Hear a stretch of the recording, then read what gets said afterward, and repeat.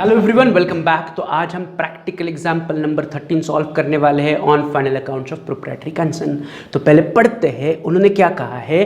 From the following trial balance of Pushkar Raj you are required to prepare trading account, profit and loss account for the year ended and balance sheet as on that date. As usual हमें final accounts prepare करके उन्हें देना है, जिसमें trading account, profit and loss account and balance sheet prepare करना है।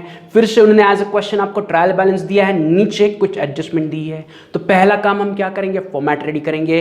तो first page पर मैं ड्रॉ कर रहा हूं trading account, profit and loss account in the books of Pushkar Raj, and second page पर मैं ड्रॉ कर रहा हूं बैलेंस शीट एज ऑन 31 मार्च 2019। तो मेरा 2 पेजेस का फॉर्मेट रेडी हो गया, आपका भी होना चाहिए। अगर फॉर्मेट रेडी है तो अगला पार्ट हम क्या करेंगे, एडजस्टमेंट्स पढ़ेंगे एंड टिक मार्क करेंगे। तो फर्स्ट एडजस्टमेंट में उन्होंने कहा है कि closing stock is valued at 28,000। तो क्लोजिंग स्टॉक के लिए हम कहीं पर टिक मार्क नहीं देते हैं, तो क्लोजिंग स्टॉक को स्किप करो। सेकंड एडजस्टमेंट में आ जाओ, create provision for doubtful debts and sundry debtors at 5%। Nothing but हमें सन्ड्री डेटर्स पर आरडीडी प्रोवाइड करना है। Provision for doubtful debts is nothing but RDD. तो उसके लिए मैं क्या करूंगा, सिंपली सन्ड्री डेटर्स पर एक टिक मार्क लगाऊंगा। साथ ही साथ मैं चेक करूंगा कि क्या हमारे पास old bad debts trial balance में है। आंसर इज यस, मेरे पास ओल्ड बैड डेब्ट्स है, तो उस पर मैं हैशटैग दूंगा।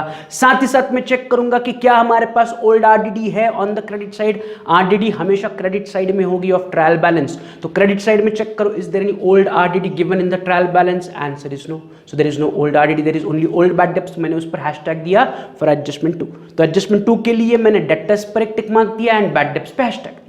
उसके बाद एडजस्टमेंट 3 में उन्होंने कहा है depreciate motor car by 5% and machinery by 7%। Simple, motor car को डेप्रिसिएट करो, मशीनरी को डेप्रिसिएट करो। तो मैं मोटर कार पर एक टिक मार्क दे रहा हूं, मशीनरी पर एक टिक मार्क दे रहा हूं। फिर एडजस्टमेंट 4 में उन्होंने कहा है आउटस्टैंडिंग एक्सपेंसेस, रेंट ₹800, वेजेस ₹1000। तो रेंट भी आउटस्टैंडिंग है, वेजेस भी आउटस्टैंडिंग है, तो रेंट पे एक टिक मार्क करो, वेजेस पे एक टिक मार्क करो। तो मैंने रेंट पे एक टिक मार्क दे दिया, वेजेस पे एक टिक मार्क दे दिया। फिर adjustment number 5, charge interest on capital eight 3% per annum. तो इंटरेस्ट ऑन कैपिटल के लिए हम कहीं पर भी टिक मार्क नहीं करते, उसे हम इंडिपेंडेंटली सॉल्व करते हैं, राइट। तो there is no need of tick mark for interest on capital, right. फिर एडजस्टमेंट 6, इंपॉर्टेंट एडजस्टमेंट, नई एडजस्टमेंट हमारे लिए, goods of ₹4,000 withdrawn by proprietor for personal use. Nothing but इसे हम सिंपली कहते हैं एज ड्रॉइंग्स, कि जो ओनर है उसने बिजनेस से गुड्स विदड्रॉ किए for his personal use, is nothing but drawings. तो आप सिंपली क्या कर सकते हो, ब्रैकेट में इस एडजस्टमेंट के आगे ब्रैकेट में लिख सकते हो ड्रॉइंग्स, राइट। नहीं लिखा तो भी चलेगा। इसे सॉल्व करते हो देखते कि इसका डबल इफेक्ट क्या होगा। अभी सोचने की बात इतनी है कि इस एडजस्टमेंट के लिए कहीं पर मुझे टिक मार्क करने की जरूरत है क्या, तो answer is no, independent adjustment. जैसे हम ड्राइंग्स कैपिटल से सब्ट्रैक्ट करते हैं, वैसे ये वाली एडजस्टमेंट में जो ड्राइंग्स दिए हैं उसे भी हम कैपिटल से सब्ट्रैक्ट करेंगे, तो इसके लिए कहीं पर भी टिक मार्क देने की जरूरत नहीं है, राइट। तो ये 6th लास्ट एडजस्टमेंट थी, उसके लिए हमने टिक मार्क नहीं दिया। इससे पहले की जितनी एडजस्टमेंट थी उनके लिए हमने टिक मार्क दे दिया। तो यहां पर हमारा सेकंड पार्ट कंप्लीट हुआ कि हमने एडजस्टमेंट पढ़ के ट्रायल बैलेंस पे टिक मार्क किया। अब हमारा अगला पार्ट क्या है, इस ट्रायल बैलेंस को बेस लेके हम हमारे फॉर्मेट में पोस्टिंग करेंगे, हर एक आइटम को पढ़ेंगे एंड उसे हम हमारे फॉर्मेट में पोस्ट करेंगे। शुरुआत करते हैं with the first item is drawings. तो ड्राइंग्स हम हमेशा क्या करते हैं, कैपिटल से सब्ट्रैक्ट करते हैं। हमारे पास लायबिलिटी में कैपिटल अभी तक मिला है क्या, आंसर इज नो। तो मैं सबसे पहले लिख रहा हूं कैपिटल, उसके नीचे लिख रहा हूं माइनस ड्राइंग्स 2000। कैपिटल की वैल्यू आगे मैं ब्लैंक रख रहा हूं, जब कैपिटल की वैल्यू मिलेगी तो वहां पर लिख लेंगे। तो कैपिटल माइनस ड्राइंग्स ये हो गया। उसके बाद अगला आइटम है मोटर कार, सिंपल एसेट है, एसेट्स में लिख लो, इनर कॉलम में लीव 1 लाइन। फिर cash in hand is again asset, उठाओ एसेट्स में लिखो cash in hand 1000। Cash in hand के बाद बिल रिसीवेबल, सिंपल एसेट है, एसेट्स में लिखो बिल रिसीवेबल 20,000। बिल रिसीवेबल के बाद wages is my direct expense, मैंने उठा के उसे ट्रेडिंग के डेबिट में लिखा, इनर कॉलम में क्योंकि टिक मार्क है तो टू वेजेस, इनर कॉलम में 1000, लीव 1 लाइन। वेजेस के बाद डिस्काउंट है, डेबिट में दिया है तो मेरे लिए लॉस है, पीएनएल के डेबिट में जाएगा, to discount to 35। Discount debit side में है तो ये डिस्काउंट जो डेबिट में है वो पीएनएल के डेबिट में जाएगा। अगर डिस्काउंट क्रेडिट में होता तो वो पीएनएल के क्रेडिट में जाता। तो डेबिट का डिस्काउंट पीएनएल के डेबिट में जाएगा, क्रेडिट का डिस्काउंट पीएनएल के क्रेडिट में जाएगा, as simple as that. Discount के बाद rent is again my expenditure, उठाओ पीएनएल के डेबिट में लिखो टू रेंट, इनर कॉलम में 300, लीव 1 लाइन। रेंट के बाद अगला आइटम है एडवर्टाइजमेंट, ये भी मेरे लिए खर्चा है, उठाओ पीएनएल के डेबिट में लिखो टू एडवर्टाइजमेंट 2500। एडवर्टाइजमेंट के बाद बैड डेब्ट्स है, बैड डेब्ट्स पे देयर इज अ हैशटैग, तो हैशटैग मतलब इसे पेंडिंग छोड़ो, एडजस्टमेंट के वक्त सॉल्व करो। बैड डेब्ट्स के बाद ट्रैवलिंग एक्सपेंस, सिंपल खर्चा है, उठाओ P&L के डेबिट में लिखो टू ट्रैवलिंग एक्सपेंसेस 1000। उसके बाद है परचेसेस, बट अगेन परचेसेस मिला तो मुझे क्रेडिट साइड में चेक करना पड़ेगा, is there any purchase return, तो answer is yes, purchase return है 400। तो मैं क्या करूंगा, परचेसेस से परचेस रिटर्न माइनस करके ट्रेडिंग के डेबिट में लिखूंगा। तो मैं पहले लिख रहा हूं purchases 27400 minus purchase return 400, so my net purchases outer column में आ रहा है 27000। Simple, purchase minus purchase return as usual. आगे परचेसेस के बाद मशीनरी इज माय एसेट, उठाओ एसेट्स में लिखो मशीनरी, इनर कॉलम में 30,000, leave one line, put arrow. Machinery के बाद ऑफिस एक्सपेंस, नाम में इट इज माय खर्चा, उठाओ P&L के डेबिट में लिखो 500। ऑफिस एक्सपेंसेस के बाद सेल्स रिटर्न, उठाओ सेल्स के नीचे लिखो माइनस सेल्स रिटर्न 680। अभी तक सेल्स की वैल्यू हमें नहीं मिली, जब सेल्स की वैल्यू मिलेगी तो रिटर्न उससे सबट्रैक्ट करके बाहर लिखते हैं। तो सेल्स रिटर्न चला गया सेल्स के नीचे। सेल्स रिटर्न के बाद simple opening stock, opening stock जाएगा trading debit first item to opening stock 10,000। Opening stock के बाद sundry debtors, simple is my asset, उठाओ एसेट्स में लिखो सेंट्री डेटर्स, इनर कॉलम में 35,500, leave one line, put arrow. Sundry debtors के बाद carriage outward, it is carriage outward, तो P&L के डेबिट में जाएगा। कैरेज है बट आउटवर्ड यानी कि माल बेचने के लिए, माल खरीदने के लिए नहीं है। कैरेज इनवर्ड होता तो ट्रेडिंग डेबिट, कैरेज आउटवर्ड है इसलिए P&L डेबिट। कैरेज यानी कि ट्रांसपोर्टेशन, आउटवर्ड यानी कि transportation on goods sold, right, तो carriage outward. And last item on the debit side is cash at bank, simple is my asset, उठाओ assets में लिखो कैश एट बैंक 2000। सिंपल, इसमें कुछ भी नया पॉइंट नहीं था, सारे हमने डिस्कस किए हुए पॉइंट्स थे।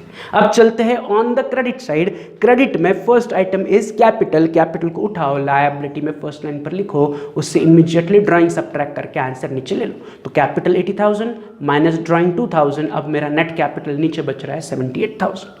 कैपिटल हो गया। कैपिटल के बाद sundry creditor is also my liability, उठाओ लायबिलिटी में लिखो सन्ड्री क्रेडिटर्स 25,000। सन्ड्री क्रेडिटर्स के बाद dividend is on the credit side, यानी कि ये डिविडेंड मेरे लिए इनकम बन गया, गेन मिल गया, तो मुझे उसे लिखना पड़ेगा P&L के क्रेडिट में। तो मैंने P&L के क्रेडिट में लिखा बाय डिविडेंड 4,800। क्रेडिट साइड में डिविडेंड आए, रेंट आए, कमीशन आए, इंटरेस्ट आए, डिस्काउंट आए, ये P&L के क्रेडिट में जाएगा। तो dividend given on the credit side is nothing but my gain, मेरा फायदा है, मुझे डिविडेंड मिला। जो हम कहीं पर पैसा इन्वेस्ट करते हैं, अगर से मैं शेयर्स में पैसा इन्वेस्ट करता हूं तो उन शेयर्स पर मुझे डिविडेंड मिलता है, तो dividend is my gain, income. Credit का आइटम है तो क्रेडिट का आइटम लायबिलिटी या फिर इनकम होता है, यस और no. Dividend can not be liability क्योंकि ये डिविडेंड पेएबल नहीं, हमें देना थोड़ी है, ये बोल रहे डिविडेंड मतलब ये डिविडेंड हमारे लिए इनकम है। उसी प्रकार अगला आइटम है कमीशन, तो ये भी मेरे लिए इनकम है, उठा के मैं P&L के क्रेडिट में लिखूंगा बाय कमीशन 2,535। कमीशन के बाद अगला आइटम है 8% लोन टेकन ऑन 1 जुलाई 2018। तो हमने एक दो सम में पहले ही ऐसा वाला एडजस्टमेंट सॉल्व किया था कि जहां पर आपको ब्रैकेट में कर्जा कब लिया है वो डेट दी थी, तो मैंने तब कहा था कि तो इसका मतलब बनता है there is indirect adjustment on loan. तो यहां पर लोन पर इनडायरेक्ट एडजस्टमेंट बना। तो उस इनडायरेक्ट एडजस्टमेंट को सॉल्व करने से पहले मुझे बताओ कि लोन हमारे लिए क्या होता है। तो लोन हमारे लिए होता है लायबिलिटी, कर्जा है, मैंने कर्जा लिया है तो मुझे ये पैसे रीपे करने हैं उनको, जब वो डिमांड करेंगे तब, या जब मेरे पास पैसा होगा तो मैं कर्जा रीपे करूंगा। तो कर्जा लोन इज माय लायबिलिटी। तो मैं पहले क्या कर रहा हूँ, 8% लोन को उठा रहा हूँ, लायबिलिटी में लिख रहा हूँ 8% लोन, इनर कॉलम में 13,700। इनर कॉलम में इसलिए लिखा क्योंकि यहाँ पर ब्रैकेट में उन्होंने आपको डेट दी हुई है कि आपने कर्जा जुलाई 2018 को लिया। तो इसका सिंपल मतलब यह बनता है कि आपने जुलाई 2018 में कर्जा लिया एंड आज आपका मार्च 2019, बैलेंस शीट की डेट देखो एज ऑन 31 मार्च 2019, 31 मार्च 2019 को ईयर एंड हो रहा है। तो ये जो लोन लेके जितने महीने हुए उन महीनों का आपको इस लोन पर इंटरेस्ट प्रोवाइड करना है। ऐसा उन्होंने कहीं पर भी नहीं कहा है इट इज इनडायरेक्ट एडजस्टमेंट, ये आपको खुद से समझना पड़ेगा एंड खुद से उसे सॉल्व करना पड़ेगा कि ब्रैकेट में आपको अगर लोन की डेट दिख रही है तो सिंपली आपके दिमाग की बत्ती जलनी चाहिए और आपके दिमाग में आना चाहिए कि यार डेट दिया है तो मुझे उस लोन पर उतने पीरियड का इंटरेस्ट कैलकुलेट करना पड़ेगा कंपल्सरीली। इसे आप हिडन एडजस्टमेंट कह सकते हो या इनडायरेक्ट एडजस्टमेंट कह सकते हो, ये वो नहीं बताएंगे, आपको खुद से समझ के उसे सॉल्व करना है। तो यहाँ पर मतलब क्या बना, तो मतलब इज वेरी सिंपल कि मैंने लोन लिया जुलाई 2018 एंड मेरा ईयर एंड हो रहा है मार्च 2019, तो जुलाई 18 से लेके मार्च 19 तक का मुझे इस लोन पर इंटरेस्ट प्रोवाइड करना है, नथिंग बट उसे मैं सिंपली कह रहा हूँ कि interest on loan is due from 1 July to 31 March, जुलाई 18 से लेके मार्च 19 तक का इंटरेस्ट ड्यू है। तो काउंट करो मंथ्स कि जुलाई टू मार्च कितने मंथ्स बने, तो जुलाई पूरा काउंट करोगे क्योंकि 1 जुलाई को कर्जा लिया तो जुलाई महीने का पूरा इंटरेस्ट लगेगा। जुलाई के बाद आता है अगस्त, अगस्त के बाद सितंबर, सितंबर के बाद अक्टूबर, अक्टूबर के बाद नवंबर, नवंबर के बाद दिसंबर, दिसंबर के बाद जनवरी, जनवरी के बाद फरवरी, फरवरी के बाद मार्च। So there are total 9 months जिसके लिए मुझे इंटरेस्ट देना पड़ेगा। तो July 18 to March 19 is a period of 9 months, तो नथिंग बट इस लोन पर मुझे 9 महीने का इंटरेस्ट प्रोवाइड करना पड़ेगा।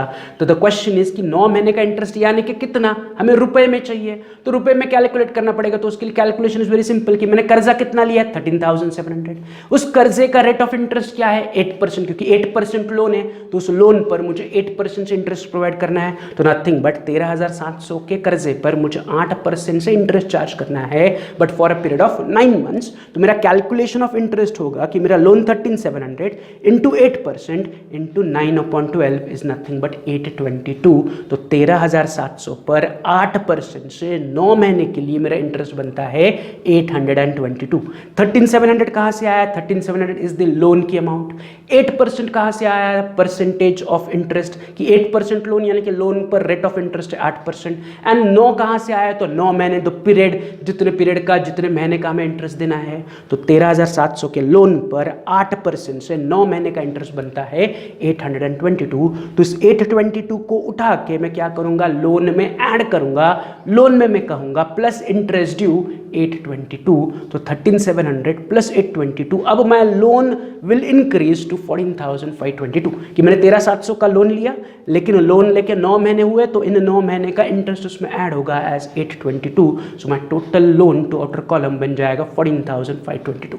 लेकिन ये इसका पहला इफेक्ट हुआ, ये इनडायरेक्ट एडजस्टमेंट है। एडजस्टमेंट चाहे डायरेक्ट हो या इनडायरेक्ट हो, हमें उसका डबल इफेक्ट देना पड़ेगा। तो ये एक तो हो गया कि मैंने लोन इंक्रीज किया, इंटरेस्ट की वजह से मेरा लोन इंक्रीज हुआ। अब लोन इंक्रीज हुआ तो मेरे लिए नुकसान है, कर्जे की वैल्यू बढ़ी या इंटरेस्ट लोन पर मुझे देना पड़ेगा, तो इंटरेस्ट इज माय एक्सपेंडिचर कि जो मैंने कर्जा लिया है उस पर मुझे इंटरेस्ट देना पड़ेगा, तो इंटरेस्ट बिकेम माय एक्सपेंस। तो इसका सेकंड इफेक्ट मैं एक्सपेंस के तौर पर दूंगा P&L के डेबिट में। कहाँ दूंगा, प्रॉफिट एंड लॉस के डेबिट में। तो P&L के डेबिट में मैं लिख रहा हूँ टू इंटरेस्ट ऑन लोन ₹822 या इंटरेस्ट ड्यू ऑन लोन ₹822 कि जो मेरा कर्जा है उस पर 822 मुझे इंटरेस्ट देना बाकी है। तो पहले मैंने उसे लोन में ऐड किया एंड दूसरा बिंग इंटरेस्ट माय लॉस, मैंने उसे P&L के डेबिट में लिख लिया।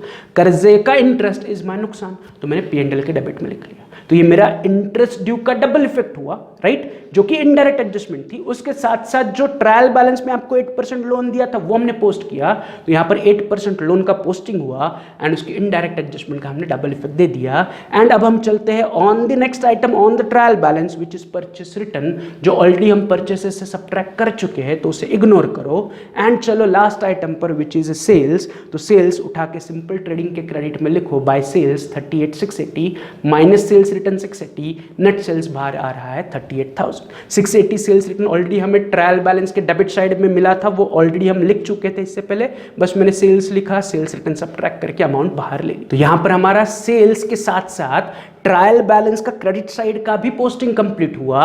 अब हम फटाफट चलते हैं ऑन द एडजस्टमेंट 1, जिसमें उन्होंने कहा है closing stock is 28,000। Closing stock simply 28,000 का है। तो क्लोजिंग स्टॉक का डबल इफेक्ट हम सबको पता है, पहला ट्रेडिंग क्रेडिट, दूसरा एसेट। तो क्लोजिंग स्टॉक उठा के मैं ट्रेडिंग के क्रेडिट में लिख रहा हूं बाय क्लोजिंग स्टॉक 28,000 एंड दूसरा मैं इफेक्ट दे रहा हूं एसेट्स में closing stock ₹28,000। Simple double effect of closing stock. Next, adjustment number 2, create a provision for doubtful debts at 5% on sundry debtors कि हमें sundry debtors पर 5% RDD प्रोवाइड करना है। अब इससे बाद जो एडजस्टमेंट है, कहीं पर बैड डेब्ट्स की एडजस्टमेंट दी है क्या? मैंने आपको पहले भी कहा है कि आरडीडी की एडजस्टमेंट आपको बैड डेब्ट्स के एडजस्टमेंट के बाद सॉल्व करनी है। पहले बैड डेब्ट सब्ट्रैक्ट करो फिर आरडीडी सब्ट्रैक्ट करो। तो यहां पर किसी भी एडजस्टमेंट में आपको bad debts, new bad debts के बारे में कहा है क्या? Answer is no, so there is no new bad debts. तो मैं सिंपली क्या करूंगा, बैड डेप्स नहीं है तो मैं डायरेक्टली अपने जो अवेलेबल डेटर्स है 35,500 से 5% आरडीडी सब्ट्रैक्ट करूंगा। तो मेरे पास डेटर्स है 35,500, उस 35,500 पे मैं क्या करूंगा, 5% से आरडीडी प्रोवाइड करूंगा। तो सिंपल 35,500 का 5% इज नथिंग बट 1,775, उसे उठा के मैं डेटर्स से सब्ट्रैक्ट करूंगा minus RDD 5% 1,775, so my net debtors to outer column बन जाएगा 33,725। तो जो मेरे पास डेटर्स थे 35,500 के, उसमें से मैंने 5% आरडीडी सब्ट्रैक्ट किया। आरडीडी हम हमेशा डेटर्स से सब्ट्रैक्ट करते, वही मैंने किया। बट ये जो आरडीडी है ये मेरे लिए कहलाएगी न्यू आरडीडी, ये मेरे लिए क्या कहलाएगी, न्यू आरडीडी। अब इस न्यू आरडीडी का मुझे क्या करना है, सेकंड इफेक्ट देना है। बट न्यू आरडीडी का सेकंड इफेक्ट देने से पहले मुझे ट्रायल बैलेंस में जो हैशटैग वाला आइटम है उसे कंसिडर करना पड़ेगा। तो ट्रायल बैलेंस में देखोगे तो हैशटैग वाला item is nothing but old bad debts. तो अब मेरे पास केवल 2 ही आइटम है ट्रायल बैलेंस में, इसके अलावा और कोई हैशटैग वाला आइटम नहीं है। There is no old RDD. Old RDD नहीं है तो हमारा काम आसान है। तो अगर ओल्ड आरडीडी नहीं है तो ओल्ड आरडीडी के अलावा जो बाकी के 3 आइटम्स होते हैं उनको उठा के हम कहां लिखते हैं, पीएनडीएल के डेबिट में। तो यहाँ पर बाकी के 3 आइटम्स भी नहीं है, बाकी के 2 आइटम्स है, ओल्ड बैड डेप्स है, न्यू आरडीडी है। तो ओल्ड बैड डेप्स से न्यू आरडीडी को मैं क्लब करके कहां पोस्ट करूंगा, पीएनडीएल के डेबिट में। If there is no old RDD, हमारे लिए काम आसान है, कंपैरिजन वगैरह कुछ करने की जरूरत नहीं है। सिंपल बैड डेप्स को उठाओ, ओल्ड बैड डेप्स को ट्रायल बैलेंस से उठाओ, न्यू आरडीडी को बैलेंस शीट से उठाओ एंड उन्हें पीएनडीएल के डेबिट में पोस्ट करो एज योर फाइनल लॉस। तो मैं पीएनडीएल के डेबिट में आ रहा हूं, मैं लिख रहा हूं 2 bad debts old 500 plus RDD new 1,775, दोनों मिला के टोटल बाहर आ रहा है 2,275। तो old bad debts plus new RDD मैंने उठा के पीएनडीएल के डेबिट में दे दी। तो यहां पर हमारा बैड डेप्स का पोस्टिंग हो गया एंड आरडीडी का सेकंड इफेक्ट हो गया। तो इसी के साथ साथ मेरी एडजस्टमेंट 2 कंप्लीट हुई। हम चलते हैं ऑन एडजस्टमेंट 3, जिसमें उन्होंने कहा है मोटर कार को 5% एंड मशीनरी को 7% से डेप्रिसिएट करो, which is very simple easy. आप खुद से उसे सॉल्व कर सकते हो। तो मैं उसे फटाफट डिस्कस कर रहा हूं कि पहले मुझे मोटर कार को 5% से डेप्रिसिएट करना है। तो मैं कैलकुलेट कर रहा हूं, मोटर कार 30,000 इंटू 5% इज 1500। तो मोटर कार से मैं डेप्रिसिएशन सब्ट्रैक्ट कर रहा हूँ 1500, मेरा नेट मोटर कार बाहर बच रहा है 28,500। This is my calculation and उसके आंसर को मैं क्या कर रहा हूँ, मोटर कार से सब्ट्रैक्ट कर रहा हूँ। उसी प्रकार मुझे मशीनरी को 7% से डेप्रिसिएट करना है। तो मेरे पास मशीनरी है 30,000, तो simple 30,000 into 7% is nothing but 2100। तो मैं मशीनरी से 2100 रुपीज डेप्रिसिएशन सब्ट्रैक्ट कर रहा हूँ। तो मैं नेट मशीनरी आउटर कॉलम में आ रहा है 27,900। तो मैंने पहले मोटर कार से डेप्रिसिएशन सब्ट्रैक्ट किया, फिर मशीनरी से डेप्रिसिएशन सब्ट्रैक्ट किया। ये मशीनरी का कैलकुलेशन कि 30,000 की मशीनरी, उस पर 7% बनता है 2100।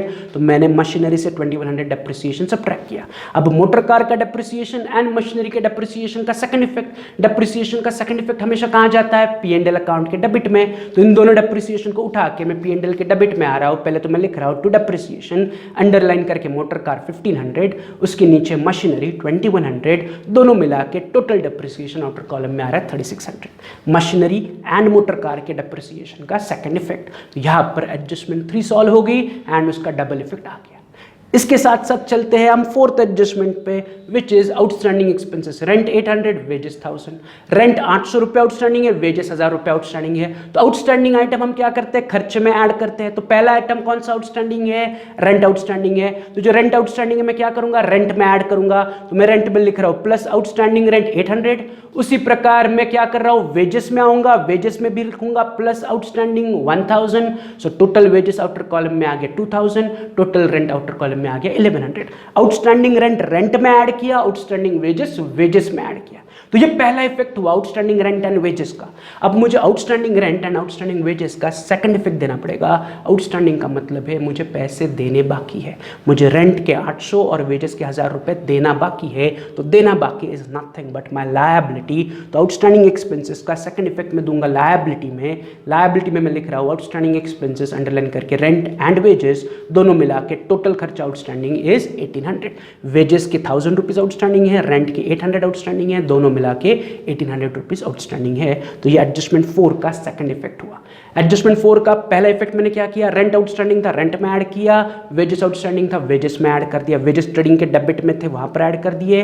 रेंट पीएनडीएल के डेबिट में था, वहां पर ऐड कर दिया एंड सेकंड इफेक्ट लायबिलिटी में दे दिया। तो एडजस्टमेंट 4 का भी मेरा डबल इफेक्ट हो गया।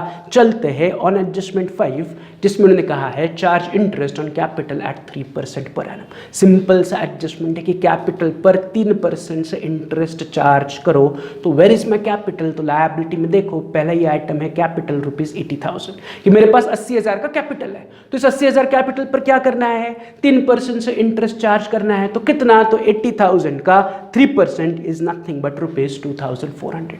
तो जो मेरा अवेलेबल कैपिटल है उस पर मुझे ₹2,400 का इंटरेस्ट चार्ज करना है। इंटरेस्ट चार्ज करना है नथिंग बट मुझे कैपिटल में इतना इंटरेस्ट ऐड करना है। मैंने इसका आपको एग्जांपल दिया था कि अगर आप बैंक में पैसा रखोगे तो बैंक में पैसा रखने की वजह से आपका बैंक का पैसा या बैंक के इन्वेस्टमेंट क्या होंगे, इंक्रीज होंगे। कि मैंने बैंक में 5,000 रुपए रखे, उस पर अगर मुझे इंटरेस्ट मिला तो मेरी बैंक की इन्वेस्टमेंट क्या होगी, इंक्रीज होगी। तो वैसे ही बिजनेसमैन ने अपने पैसे कैपिटल में इन्वेस्ट किए हैं, उस कैपिटल पर उसे इंटरेस्ट मिल रहा है तो उसकी वजह से उसका कैपिटल इंक्रीज होगा। अगर अकाउंटिंग के पॉइंट ऑफ व्यू से उसे देखा जाए तो हमने सेपरेट एंटिटी कंसेप्ट पढ़ा हुआ था। अंडर सेपरेट एंटिटी कंसेप्ट हम ये कह रहे हैं कि बिजनेसमैन को इंटरेस्ट दे रहा है। कौन किसे इंटरेस्ट दे रहा है, बिजनेसमैन को इंटरेस्ट दे रहा है। तो एक तरफ ये बिजनेस का नुकसान है एंड दूसरी तरफ ये बिजनेसमैन का फायदा है। तो अगर बिजनेसमैन को फायदा होता है तो उसका फायदा हम उसके कैपिटल में ऐड करते हैं। Capital represents businessman's money into the business. Capital is what, capital is the representation of businessman's money into the business. तो उस पैसे पर बिजनेसमैन को इंटरेस्ट मिल रहा है तो बिजनेसमैन का कैपिटल इंक्रीज होगा। तो इंटरेस्ट ऑन कैपिटल की वजह से कैपिटल हमेशा इंक्रीज होगा। तो इंटरेस्ट ऑन कैपिटल हम हमेशा कैपिटल में क्या करेंगे, ऐड करेंगे। तो मैं लिख रहा हूं plus interest on capital 2400, total 78,000 plus 2400 नीचे आएगा 80,400 कि मैंने इंटरेस्ट ऑन कैपिटल में क्या किया, ऐड किया। बट ये हुआ एक इफेक्ट, हमें एडजस्टमेंट का हमेशा डबल इफेक्ट देना है। तो इसका दूसरा इफेक्ट सोचने के लिए मैंने अभी आपको कहा था कि कौन किसे इंटरेस्ट दे रहा है, बिजनेसमैन को इंटरेस्ट दे रहा है। तो इंटरेस्ट देने की वजह से बिजनेसमैन का तो फायदा है, तो बिजनेसमैन का फायदा उसके कैपिटल में ऐड हुआ। But on the other hand ये बिजनेस के लिए नुकसान है।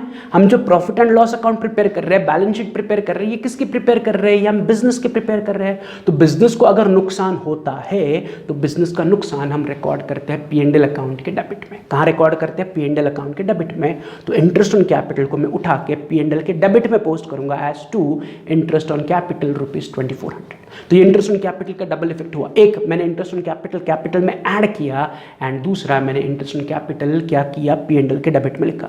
इससे पहले वाले लेक्चर में हमने इंटरेस्ट ऑन ड्राइंग्स भी डिस्कस किया था। इंटरेस्ट ऑन कैपिटल हमने ऑलरेडी पहले 1-2 बार डिस्कस किया था। यहाँ पर हम फिर से इंटरेस्ट ऑन कैपिटल डिस्कस कर रहे हैं। एंड लास्ट या उससे पहले वाले लेक्चर में हमने इंटरेस्ट ऑन ड्राइंग्स डिस्कस किया था, जिसमें मैंने कहा था कि interest on drawing is exactly opposite of interest on capital. Interest on capital का उल्टा इंटरेस्ट ऑन ड्राइंग से। इंटरेस्ट ऑन कैपिटल मतलब बिजनेसमैन का फायदा है, बिजनेस का नुकसान है। इंटरेस्ट ऑन ड्राइंग्स यानी कि बिजनेसमैन का नुकसान है, बिजनेस का फायदा है। तो इंटरेस्ट ऑन ड्राइंग्स अगर होगा तो उसका एग्जैक्टली उल्टा इफेक्ट होगा, जो हम नेक्स्ट एग्जाम्पल में ही पढ़ने वाले हैं, जहां पर इंटरेस्ट ऑन कैपिटल भी है, इंटरेस्ट ऑन ड्राइंग्स भी है। तो उन्हें सॉल्व करते वक्त देखते कि कैसे सॉल्व होगा। तो interest on capital simple to remember, interest on capital में ऐड करो एंड P&L के डेबिट में सेकंड इफेक्ट दे दो। तो इसी के साथ साथ हमारा एडजस्टमेंट 5 कंप्लीट हुआ। अब चलते हैं ऑन एडजस्टमेंट नंबर 6, जिसमें उन्होंने कहा है goods of 4,000 withdrawn by the proprietor for personal use. Very important adjustment, इसे स्टार मार्क करो और 2-3 बार रिवाइज करो।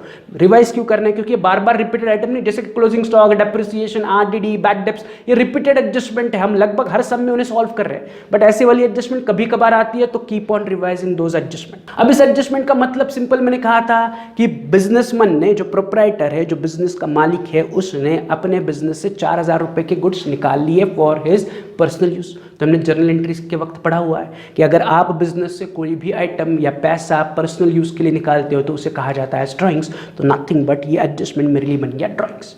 बट यहां पर हम ड्रॉइंग्स कौन से फॉर्म में कर रहे हैं, तो यहां पर हम ड्रॉइंग्स गुड्स फॉर्म में कर रहे हैं कि जो प्रोप्राइटर है, बिजनेसमैन है, वो अपने बिजनेस से गुड्स उठा रहा है एंड घर लेके जा रहा है फॉर हिज पर्सनल कंजम्पशन।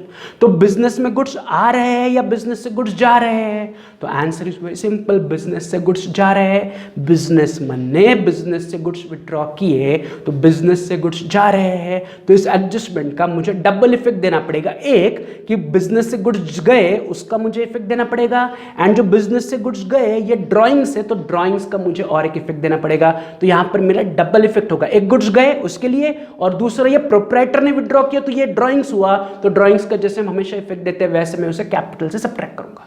तो जब भी आपको एडजस्टमेंट में इस प्रकार से एडजस्टमेंट आएगा कि प्रोप्राइटर ने बिजनेस से गुड्स निकाले, तो बिजनेस से गुड्स जा रहे हैं, तो गुड्स अगर बिजनेस से बाहर जाते हैं तो उसे हम रिकॉर्ड करते हैं ट्रेडिंग अकाउंट के क्रेडिट में।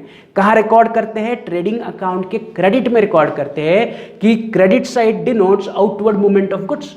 लेक्चर नंबर 1 याद करो फाइनल अकाउंट्स का, मैंने जब आपको फॉर्मेट समझाया था तब मैंने कहा था कि trading account credit record sales and outward movement of goods and closing stock, कि जो ट्रेडिंग अकाउंट का क्रेडिट साइड है denotes outward movement of goods, कि बिजनेस से गुड्स बाहर जा रहे हैं तो वो ट्रेडिंग अकाउंट के क्रेडिट में लिखना पड़ेगा। तो यहां पर भी बिजनेस से गुड्स बाहर जा रहे हैं, आप बेच नहीं रहे हो, you are not selling it, but business से गुड्स जा रहे हैं, क्यों? क्योंकि ओनर उसे घर पर लेके चला गया, तो outward movement of goods will always be recorded on trading account credit. तो जो प्रोप्राइटर ने, ओनर ने बिजनेस से गुड्स विड्रॉ किए उसका पहला इफेक्ट हमेशा आएगा ट्रेडिंग अकाउंट के क्रेडिट में। तो ट्रेडिंग के क्रेडिट में मैं लिख रहा हूं by goods withdrawn for personal use. मैं क्या लिख रहा हूं? By goods withdrawn for personal use, कि पर्सनल यूज के लिए गुड्स विड्रॉ किए। कितने रुपए के?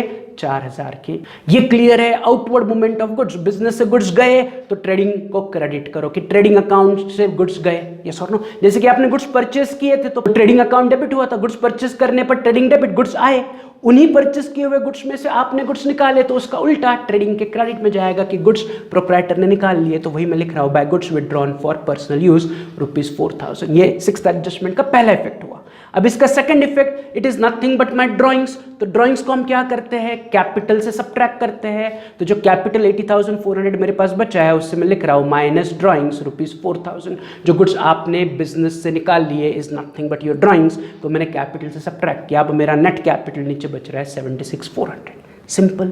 तो this is how my adjustment 6 का डबल इफेक्ट शुड अपीयर, कि बिजनेस से हमने गुड्स विड्रॉ किए तो गुड्स जा रहे हैं ट्रेडिंग अकाउंट क्रेडिट, एंड दूसरा उसका इफेक्ट आएगा कैपिटल से हमें सब्ट्रैक्ट करना पड़ेगा। So this is how my double effect should appear for adjustment number 6। इसे चाहिए तो फिर से रिपीट करो, राइट? अगर किसी अगले क्वेश्चन में भी ये वाली एडजस्टमेंट आएगी तो इसी प्रकार से डबल इफेक्ट होगा कि गुड्स जा रहे हैं ट्रेडिंग क्रेडिट एंड ये ड्राइंग से, तो कैपिटल से सब्ट्रैक्ट करो। क्लियर है?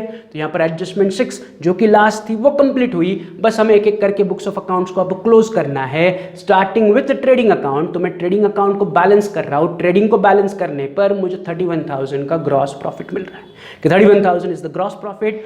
उसे उठाओ, P&L के क्रेडिट में लेके आओ, by gross profit brought down 31,000। तो ट्रेडिंग अकाउंट क्लोज किया, ग्रॉस प्रॉफिट कैलकुलेट किया, उसे P&L में लेके आया। अब फटाफट P&L अकाउंट को बैलेंस करो। P&L अकाउंट को बैलेंस करने पर मुझे नेट प्रॉफिट मिल रहा है 23,403, जिसे मैंने कहा टू नेट प्रॉफिट। अब इस फटाफट नेट प्रॉफिट को उठाओ, कैपिटल में ऐड करो, प्लस नेट प्रॉफिट 23,403। तो ड्रॉइंग्स काटने के बाद मेरा कैपिटल था 76,400, उसमें मैंने नेट प्रॉफिट ऐड किया, तो अब मेरा टोटल कैपिटल आउटर कॉलम में आ रहा है 99,803. So my final amount of capital is 99,803. अब मुझे फाइनली करना क्या है? बैलेंस शीट को टैली करना है। तो अगर मैं बैलेंस शीट को टैली करता हूं तो दोनों तरफ की टोटल मेरी बैलेंस शीट क्या आ रही है? 1,41,125 on the asset side, 1,41,125 on the liability side. So at 1,41,125 मेरी बैलेंस शीट टैली हो रही है। Is this clear? तो यहीं पर हमारा प्रैक्टिकल एग्जाम्पल 13 कंप्लीट हुआ। इन द नेक्स्ट लेक्चर हम सॉल्व करने वाले हैं प्रैक्टिकल एग्जाम्पल नंबर 14। तो उसे पढ़ के उसके एडजस्टमेंट्स के लिए टिक मार्क करो, उसका फॉर्मेट रेडी करो, एंड जितना पोस्टिंग आप खुद से कर सकते हो उतना पोस्टिंग करके रखो। तो ये आपका प्रैक्टिकल एग्जाम्पल 14 होमवर्क के लिए जितना बन सके उतना सॉल्व करो। उसमें जितने भी आइटम्स हैं हमने डिस्कस किए हुए हैं, जितने भी एडजस्टमेंट हमने पहले भी डिस्कस की हुई है, तो उसमें कुछ नया नहीं है। सिर्फ यहाँ पर interest on drawings and interest on capital एक साथ दिया है, तो बस हमें एक साथ उन्हें सॉल्व करना है। यही एक नया पॉइंट है जो कि हम कल आने के बाद देखते हैं कैसे सॉल्व करना है। अगर आप खुद से पहले उसे सॉल्व करना चाहते हो तो start to end till Tally तक आप जितना कर सकते हो उतना करके रखो। कल डिस्कशन के वक्त अगर आपके डाउट्स है तो वो ऑटोमेटिकली क्लियर हो जाएंगे, राइट? चलो तो मिलते हैं कल, तब तक have a good day, see you, bye.